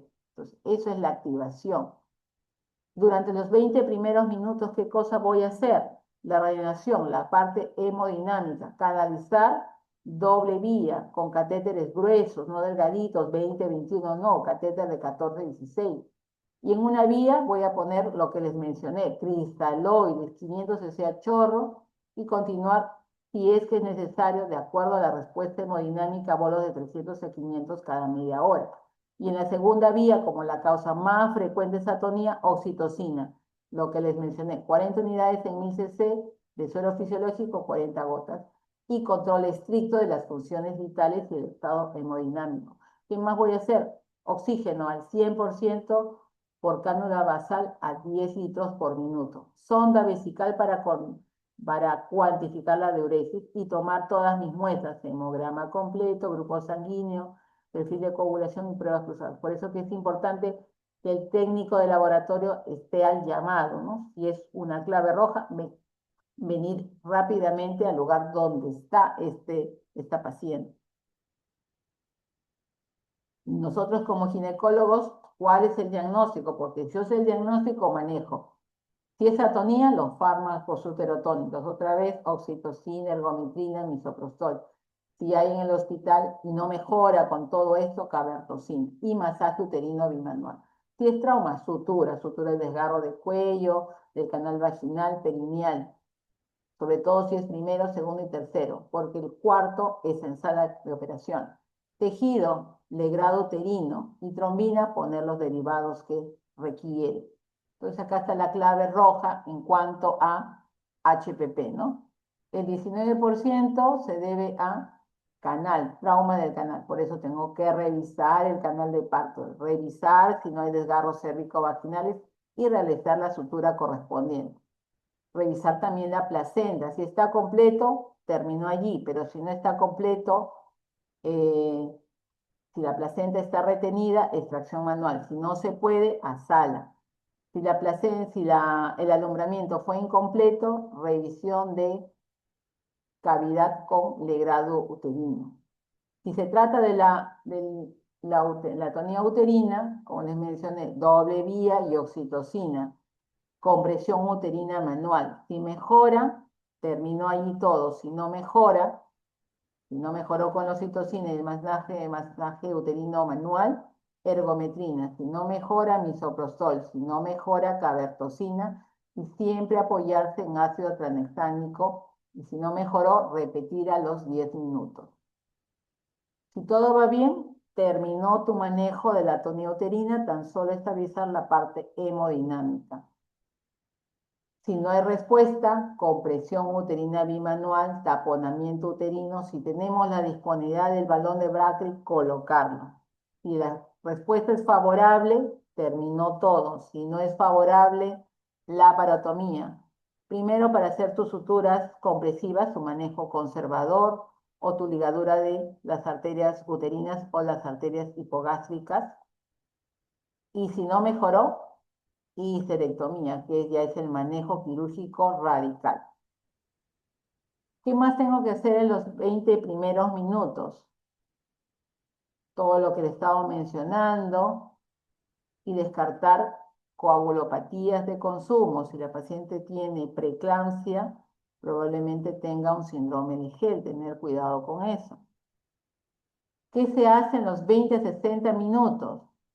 Generalmente durante los primeros 20 minutos tenemos que haber hecho todos los usos de fármacos uterotónicos y determinar si mejora o no mejora, ¿no? Si no mejora, taponamiento uterino, balón de Bagley, si es que tienen. Si están en periferia y no hay balón, colocar gasas dentro del útero y transferir. Y si no mejora con todo esto, suturas compresivas y ligadura arterial, o si no, histerectomía obstétrica. Como les mencioné, el desgarro perineal de cuarto grado también se repara en sala de operación. ¿Qué más hacemos? Transfusión sanguínea. Si es importante e inmediato pasar sangre, se hace transfusión sanguínea sin pruebas cruzadas. Generalmente las dos primeros paquetes. Después ya van corriendo para las demás. Evaluación por UCI. Importante, si ustedes ya resolvieron la causa, pero la paciente no mejora, no se estabiliza porque ya le pasaste sangre y no mejora, el manejo lo tiene que hacer el especialista en cuidados intensivos, que es, haces interconsulta UCI para manejo de la hipovolemia severa y sus complicaciones, para evitar que el paciente llegue a falla multiorgánica. Ya el usiólogo va a usar inotrópicos, vasoactivos, y va a hacer todo el manejo de reanimación hemodinámica, ¿ya? Entonces, todo eso es el manejo de una hemorragia postparto, ¿no? Entonces, hemos revisado desde la definición, los factores de riesgo, el diagnóstico y manejo etiológico y cómo es la clave roja en HPP. Entonces vamos a ver algunos casos clínicos, porque el examen, ya saben ustedes que está en base a casos clínicos, e incluso el caso clínico me va a ayudar a unir y hacer mi interfase de unir cabos de todas esas patologías, ¿no? Entonces acá tenemos una mujer de 20 años que acude a emergencia referida a un centro de salud por útero flácido, sangrado vaginal profuso y palidez marcada. Tuvo un parto vaginal hace 2 horas. Entonces vean acá las alternativas y me van diciendo cuál sería la patología más acertada en este caso.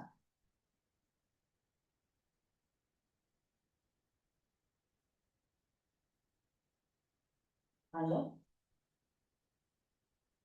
Dime. Sí, estoy en clase, ¿no? No, ahorita estoy en clase con los alumnos. ¿Cuándo? Ah, mira, ¿quién se está hablando? Ah, mira.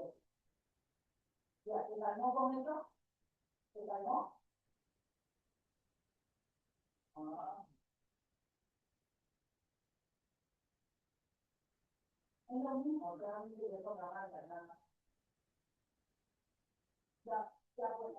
Pero ¿cuál es una? Ya, toma por aquí. Ya no. Ah, ya, ya no, está bien,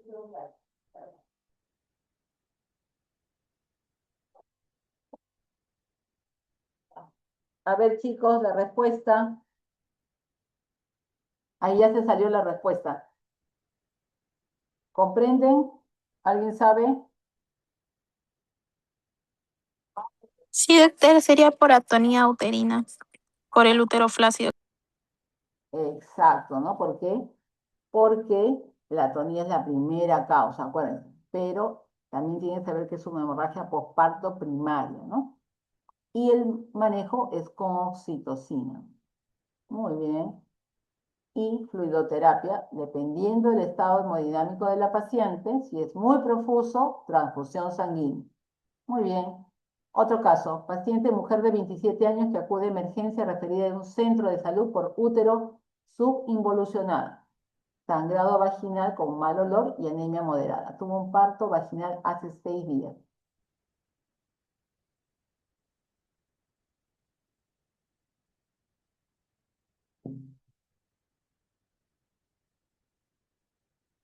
Puede haber retención placentaria. Pero acuérdense que es parto vaginal hace 6 días, Acuérdense que hay la clasificación de hemorragia postparto, primaria y la otra es tardía. La primaria se produce dentro de las primeras 24 horas y eso se está produciendo en el puerperio mediato, no en el puerperio inmediato.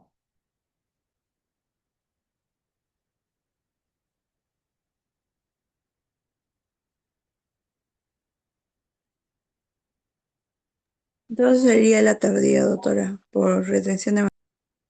Muy bien, sí, la C, ¿no es cierto? ¿Y cuál es el manejo?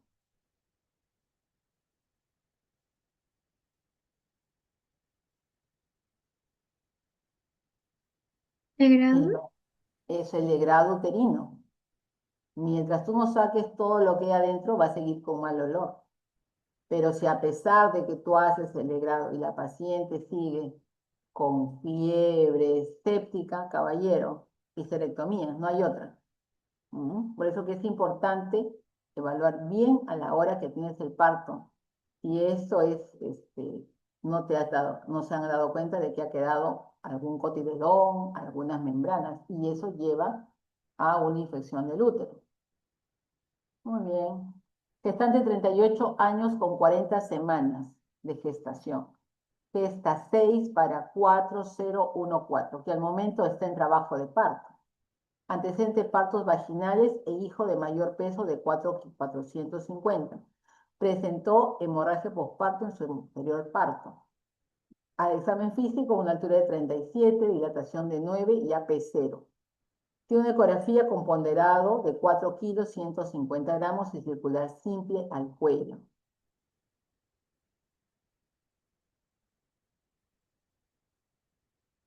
¿Qué factores de riesgo tiene esta paciente para hemorragia postparto? Excepto, ¿la cual es la respuesta incorrecta? La circular simple al cuello fetal. Muy bien, ¿no? Porque todas son factores de riesgo. Muy bien, la D. Ya. Acá hay otra mujer, mujer de 23 años con gestación de 40 semanas con altura uterina de 32, con latidos de 135, con dinámica uterina que mejoró con acentuación, dilatación 8 con variedad de posición en occipito, ilíaca, izquierda anterior y altura de presentación. ¿Qué factores de riesgo tiene para que haga hemorragia postparto? ¿Cuál es la respuesta correcta?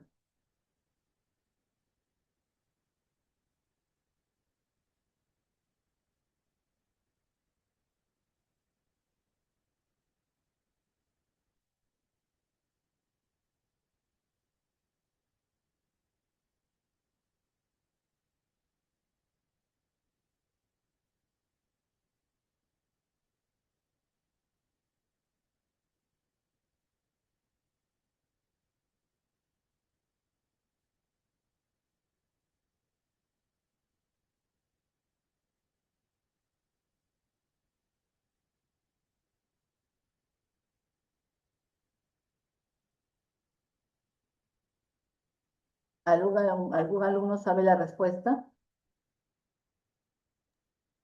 ¿Podría ser acentuación de parto, doctora? Sí, eso es importante. Les he estado explicando que hay pacientes que tienen mayor riesgo. Unos son dentro del intraparto, el uso de oxitocina para la acentuación, porque dice, con dinámica uterina que mejoró con la acentuación. Entonces, esa señora tiene factor de riesgo, claro que tiene factor de riesgo. El uso de la oxitocina por hipodinamia uterina. En cuanto al peso, siempre tienen que aprender cómo sacar. La altura uterina no me habla de un feto macrosómico, me habla de un feto adecuado, que pesa entre 2.500 y 3.500. En este caso pesa 3.255. Muy bien, la respuesta es la C. ¿Y qué procedimientos realizaría para prevenir la hemorragia postparto?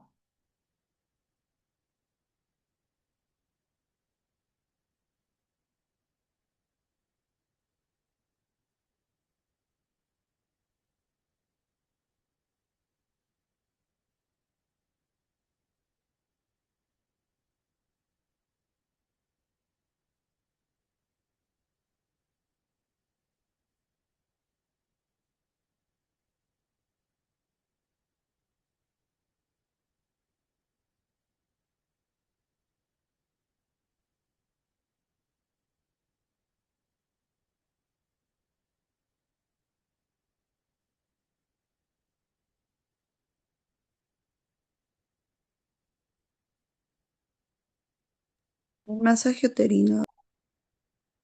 Un masaje uterino, ¿cuál? ¿Qué alternativa? A, B, C o D.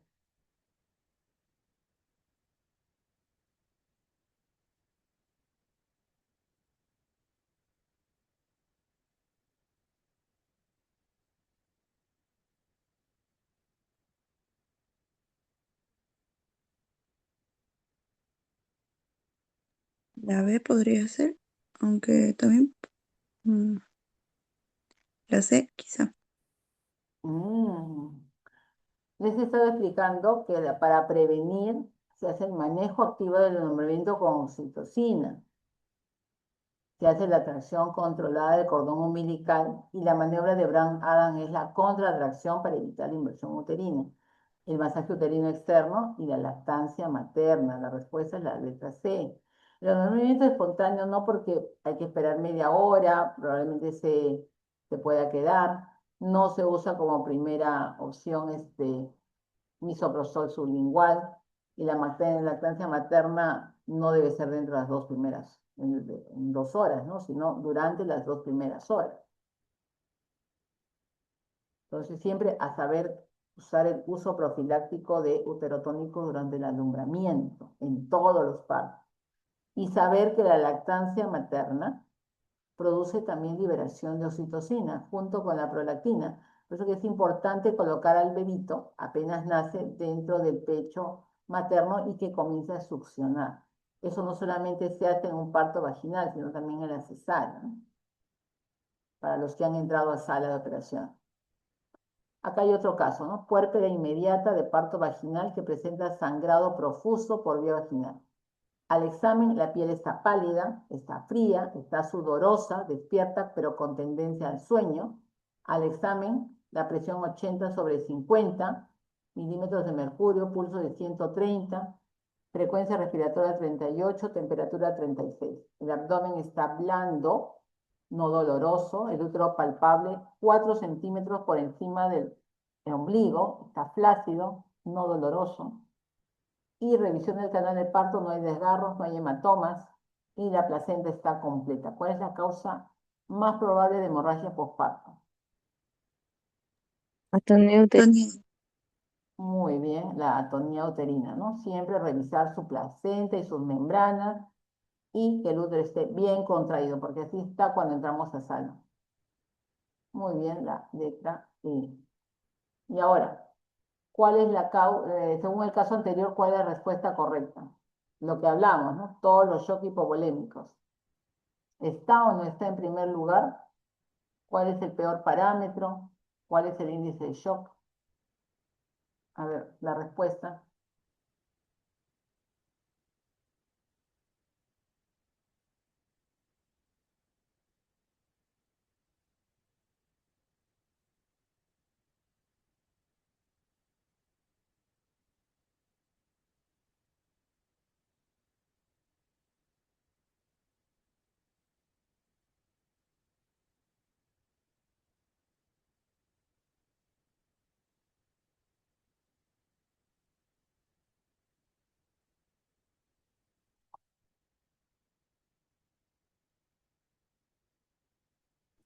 La C, doctora.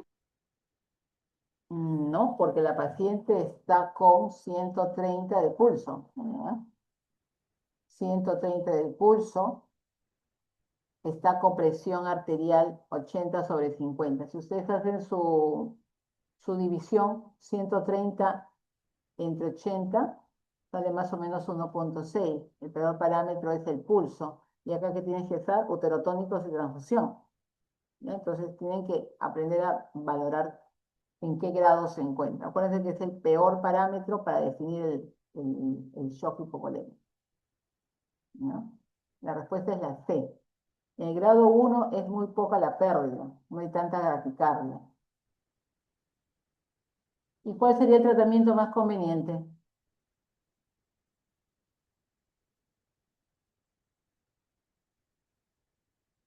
La C.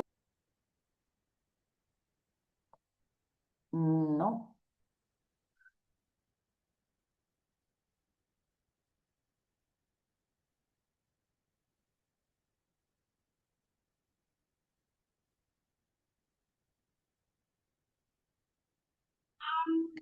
La A, doctora.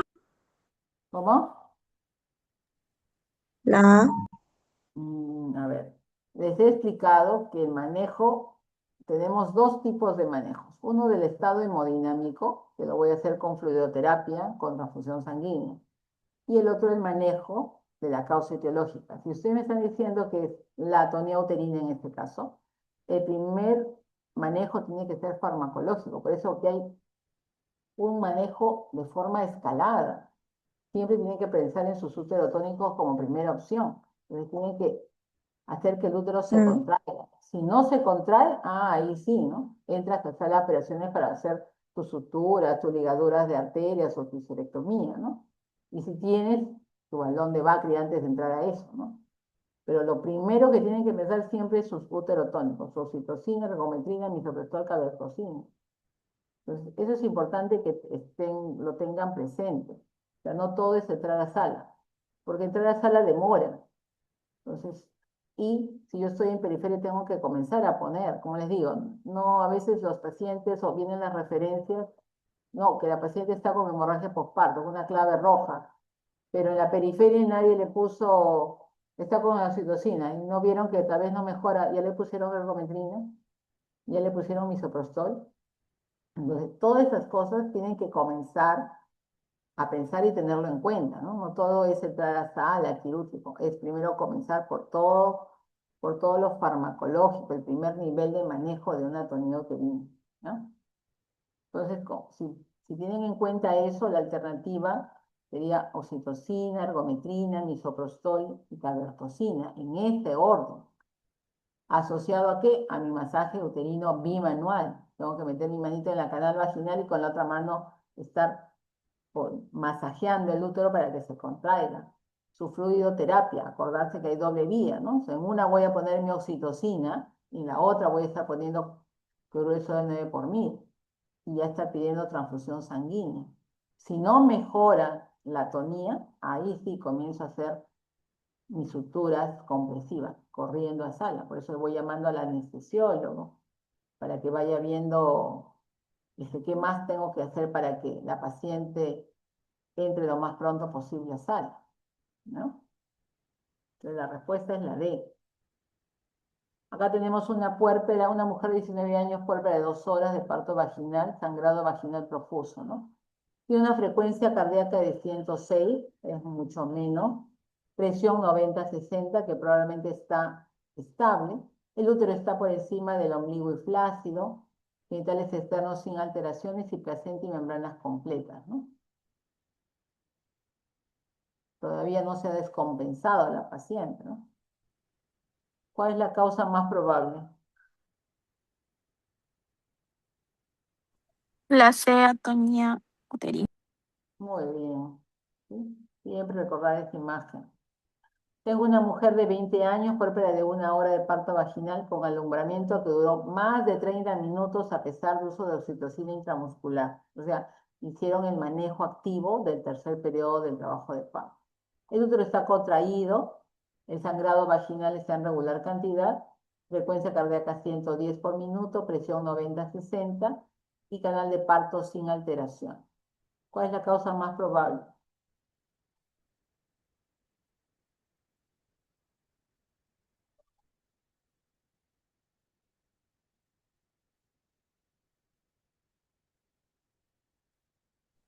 Retención de membranas, doctora. Exacto, claro. Si tengo como antecedente, pregunto bien, demoró, ya, es probable que no haya salido completo. Entonces, o le hago una ecografía para ver si hay restos, compruebo eso y posteriormente a eso le voy a hacer su legrado uterino, ¿cierto? Comienzo y entro y pasa a sala de operaciones a hacer su legrado de forma inmediata para que la paciente deje de sangrar. Pero eso no significa que no le siga usando oxitocina. La oxitocina se usa de todos modos para que el útero después del procedimiento comience a contraerse y deje de sangrar. Acá hay otro caso clínico, acá están las fotitos. Mujer de 30 años, referida al centro de salud, hace 2 horas hubo expulsivo, pero aún no sale de la placenta, ¿no? Presenta sangrado vaginal, útero aumentado de tamaño, porque la placenta está adentro, no se reduce. Frecuencia cardíaca en 100, presión 160, genital externo sin alteraciones. Entonces acá la causa más probable es la retención de placenta, ¿no? Y acá está cómo se maneja. Se pone la mano, se saca y se extrae la placenta. Inmediatamente se pone oxitocina para que el útero rápidamente se contraiga, porque si no va a estar el lecho sangrando y va a producirse una hemorragia postparto masiva, ¿no? Acá, una puerta de 2 horas de parto vaginal presenta sangrado vaginal profuso, al examen piel pálida, fría, sudorosa, despierta, agitada, pero. Al examen está en 80/50, pulso 120, respiración 38 y temperatura 36. O sea, fiebre no hay, está taquicardia e hipotensión. Abdomen blando y doloroso, útero a 1 centímetro sobre el ombligo, flácido, que no responde al masaje uterino externo. El canal de parto no hay lesiones y no hay hematoma. ¿Qué procedimientos harían ustedes para controlar la hemorragia postparto?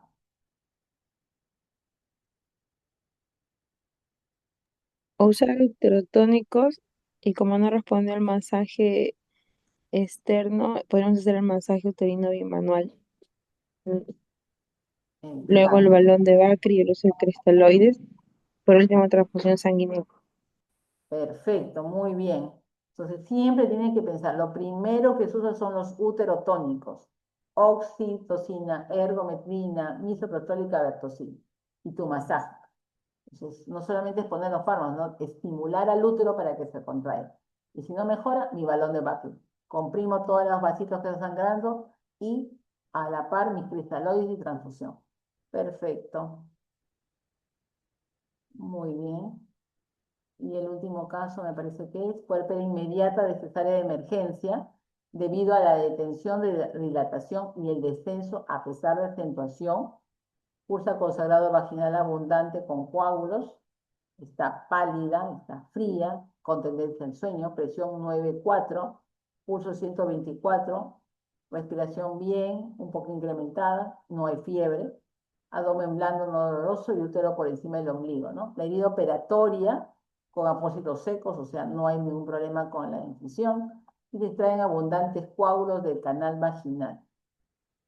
¿Qué procedimiento realizaría?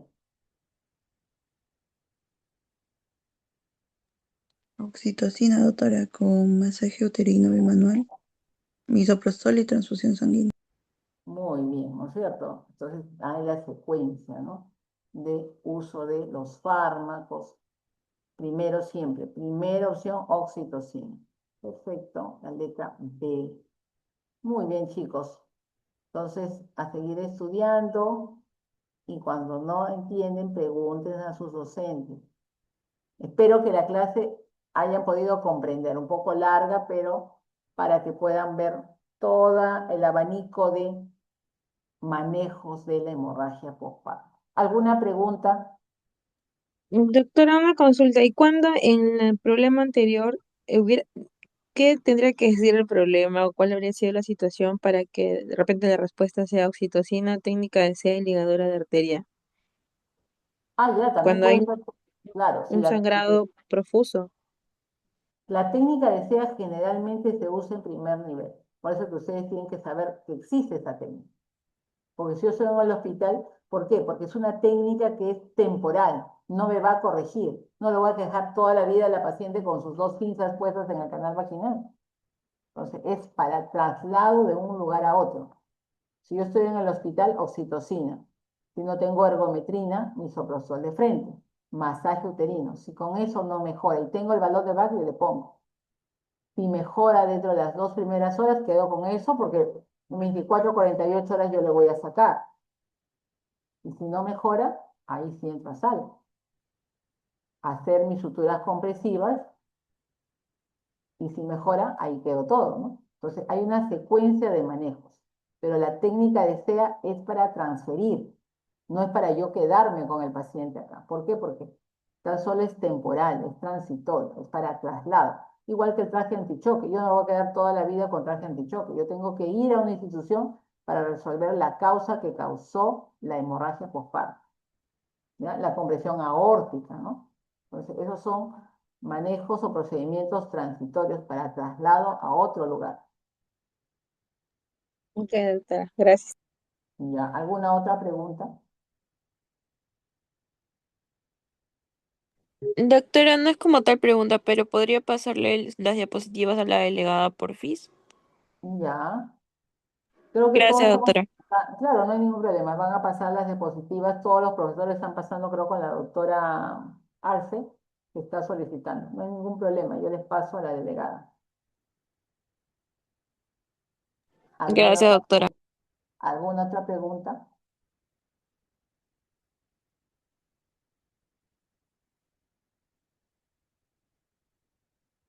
¿Todo claro entonces?